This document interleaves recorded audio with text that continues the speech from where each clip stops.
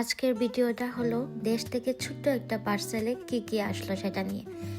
তো hello everyone, আশা করি সকলেই ভালো আছেন, আমিও অনেক ভালো আছি।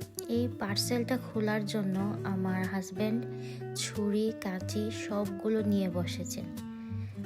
মানে এগুলোকে এতটাই প্যাকিং করে দেওয়া হয়েছে যে এগুলো খুলতে খুবই কষ্ট হচ্ছিল। যাক, আমি শুধুমাত্র ভিডিও করছিলাম। আমি বললাম যে তুমি এটা খুলো, আমি ভিডিও করি, একটা স্মৃতি হিসেবে থাকুক। আর কেন জানি না একটা অন্যরকম আবেগ কাজ করছিল আর অনেক খুশি লাগছিল। ভিডিওতে দেখতেই পাচ্ছেন যে আমরা খুলছিলাম, আমাকে তো অবশ্য দেখা যাচ্ছে না, কিন্তু আমার হাজব্যান্ডের এক্সপ্রেশন দেখেও আপনারা কিছুটা বুঝতে পারবেন যে উনিও কত খুশি ছিলেন। খুশির কারণও ছিল, কিছু জিনিস ছিল আমাদের এটি খুবই পছন্দের, তার জন্য আমরা খুবই এক্সাইটমেন্ট ছিলাম এগুলো খোলার জন্য। তো অনেক কষ্ট করে এই যে দেখেন ছিঁড়ে উনি কেটে ছিঁড়ে যেভাবে পারছেন ওইভাবে এগুলোকে খুলছেন। তো প্রথমেই এইগুলা খুলে আমরা পেলাম ওনার জন্য দুইটা লম্বা হাতার গেঞ্জি ছিল আর আমার জন্য দুইটা প্যান্ট ছিল। তো এগুলা আমরা ভিডিও করেও দেখেছিলাম, যার জন্য আর এতটা খুলে দেখি নাই। আর তারপর আমরা এই ছোট্ট প্যাকেটটা খুলছিলাম। এই ছোট্ট প্যাকেটে ছিল চা পাতা আনার একটাই কারণ, এখানে চা খাই কিন্তু এখানের এই চা পাতাগুলো কেন জানি আমার তেমন একটা ভালো লাগে না। তো সেই জন্য আমার শাশুড়ি আমাকে এই চা পাতাটা দিয়ে দিয়েছিলেন। আমিও বলেছিলাম যে চা পাতা দিয়ে দিন।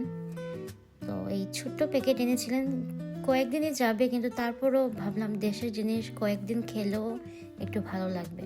তো এটা ছিল তাজার চা পাতা। তারপর ছিল আমাদের দুইজনেরই সব থেকে পছন্দের জিনিসগুলো। আর জানি না সবার পছন্দের কিনা, কিন্তু আমাদের অনেক পছন্দের। আর বিশেষ করে বিদেশে আসার পরে এগুলো আরও বেশি পছন্দের হয়ে গেছে।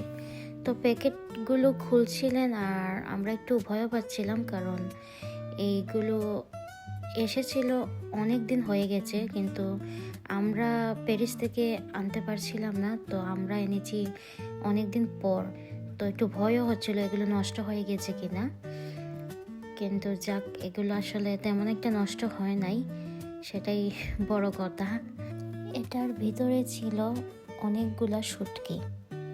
তো শুটকি আসলে কুরিয়ারে আনা যায় না, তো আমার একজন যা এসেছিলেন বাংলাদেশ থেকে, উনি নিয়ে এসেছিলেন।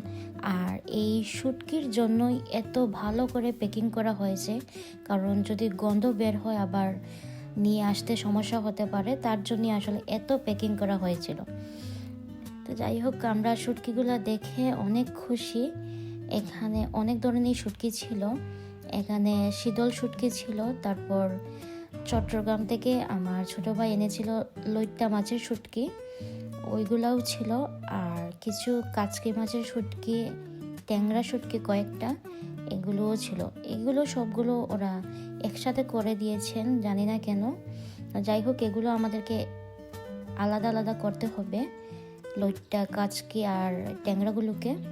শীতল শুটকিটা আবার আলাদাই ছিল, এগুলোকে আমি আবার একটু রোদ দিয়ে শুকিয়ে নেব। তো যাই হোক, এইটুকুই ছিল আজকের মতো ভিডিও। ভালো থাকবেন সবাই, ভিডিওটি দেখার জন্য অনেক ধন্যবাদ।